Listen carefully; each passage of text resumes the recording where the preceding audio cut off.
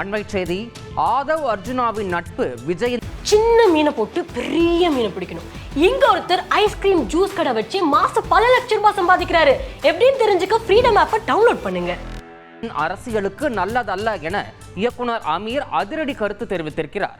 மேலும் இது தொடர்பான கூடுதல் விவரங்களோடு இணைக்கிறார் எமது செய்தியாளர் ராஜா. ராஜா வணக்கம். தற்போது இயக்குனர் அமீரின் பதிவில் என்ன மாதிரியான கருத்துக்கள் எல்லாம் தெரிவித்திருக்கிறார், உங்களுடைய தகவல்? வணக்கம்.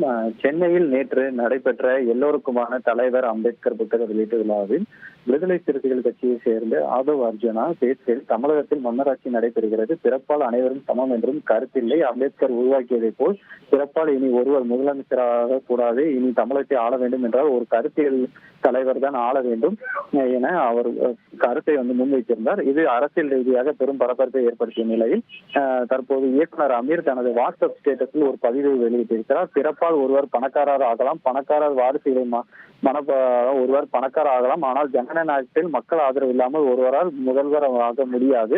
செல்வந்தர்களின் திடீர் அரசியல் பிரவேசம் என்றுமே மக்களுக்கு நல்லது தராது. ஆதவ் அர்ஜுனாவின் நட்பு விஜய்க்கு அரசியலுக்கு நல்லதல்ல என இயக்குனர் அமீர் தனது வாட்ஸ்அப் பதிவில் இதை குறிப்பிட்டிருக்கிறது. பெரும் பரபரப்பை ஏற்படுத்தியிருக்கிறது. தகவல்களுக்கு நன்றி ராஜா. செய்திகளை உடனுக்குடன் தெரிந்து கொள்ள உடனே சப்ஸ்கிரைப் பண்ணுங்க.